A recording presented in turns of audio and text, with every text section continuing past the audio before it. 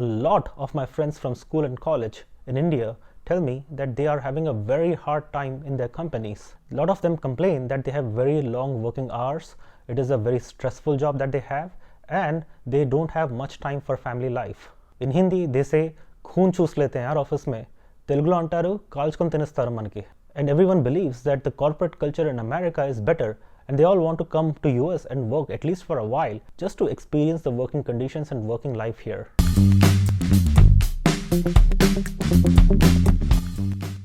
This is Chaitanya Sambhara, faculty at the College of Business, University of Texas, Arlington. My point is that it is a wrong notion that everything is great here. In fact, you will find many videos on YouTube, such as these, where people are talking about how they were abused because they were on H-1B visa. But I'm here to share what happened with me, what was my experience like, and why I decided that I will never work for any company again.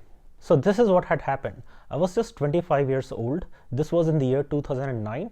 I used to work for a company called Georgia Pacific Corporation, and I was a contract worker in their sourcing and procurement department. There I was making strong contributions on a massive project of procurement worth $110 million. And there I worked from early 2009 all the way until August 2009 when I quit that job and joined the PhD program instead. We were working on a very tight deadline for that project, and my goal at the time was to work for them at least until August, till my PhD program starts. So what happened is that when I was hired, they told me that we are working on a massive project, we are very tight on the deadline, but we are also constrained by the budget, which by the way was false. And they told me that I can work on that project for as long as they have the budget to pay me. And 4 people were working on that project: myself, my boss who I was reporting to, his boss, and his boss. So there were 3 levels of employees, and I was at the lowest level here. And my immediate boss was a senior from the PhD program that I was about to join. He had actually graduated a couple of years ago, and I was about to join the same PhD program after him. I must admit that it was a fantastic experience working there. I really enjoyed it. The work was a lot of fun. It was a great learning experience, and I had a good time working hard there. In fact, inspired by the project, I started my first research paper, which was actually published in a Financial Times 50 journal. In my field of information systems, it is among the best academic scientific journals there is. And all thanks to that work experience I got while working on that project at Georgia Pacific Corporation. I always used to be quite concerned that when their budget will run out and when they will ask me to go home, because then I will be just sitting idle and just waiting for my PhD program to start. But what actually happened is that it was a very intense project that required a lot of hard effort. And I quickly realized that normal working hours are not sufficient for that project. In fact, I used to work for 60, and on 3 occasions, I worked for 80 hours a week.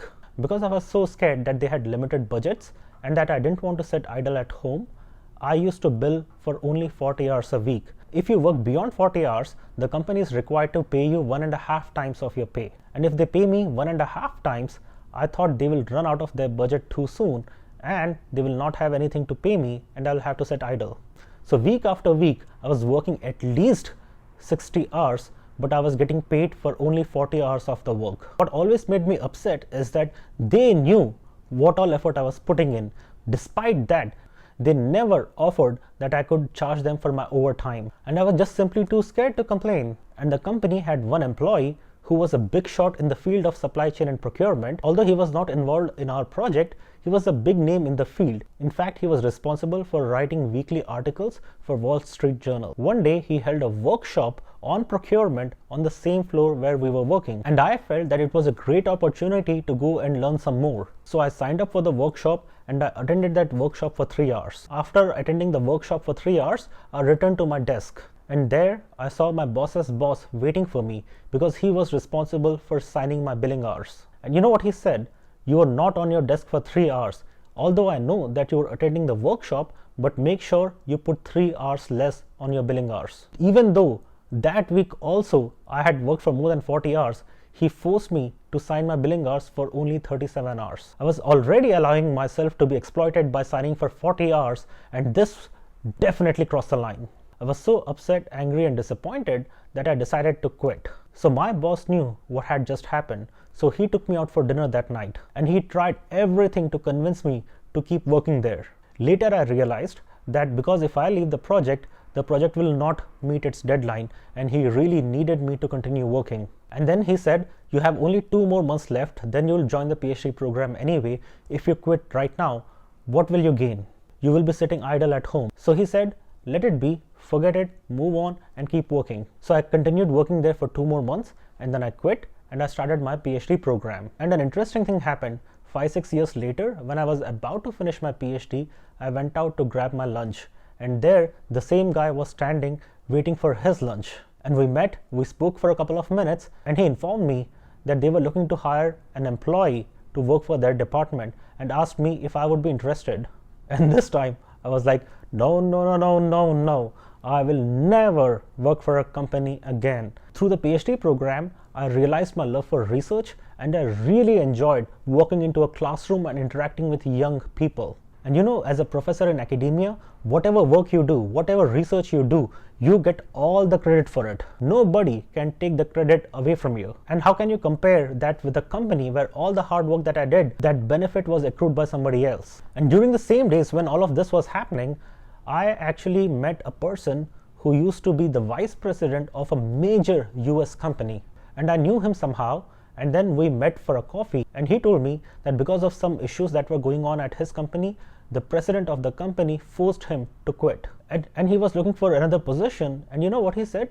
How can I show 32 years of experience on a piece of paper? I made some radical changes in the company when I was working there. How can I quantify my contributions? And I had no answer to that. So therefore, I decided that I wanted to stay in academia, and I will not work for any company again. And by the way, when I say that I don't want to work for any company again, I'm not trying to say that you should not want to work for any company. I don't want to be a cricketer. That doesn't mean that you should not become a cricketer if you're interested in it. Similarly, I don't want to be a lawyer. Doesn't mean that nobody should be a lawyer. All I'm saying is that I personally do not want to work in the industry again. Although you can never say never, because who knows what may happen, but I would rather stay in academia and be a professor. And so that was my story. Thank you for watching. Jai Hind and God bless America.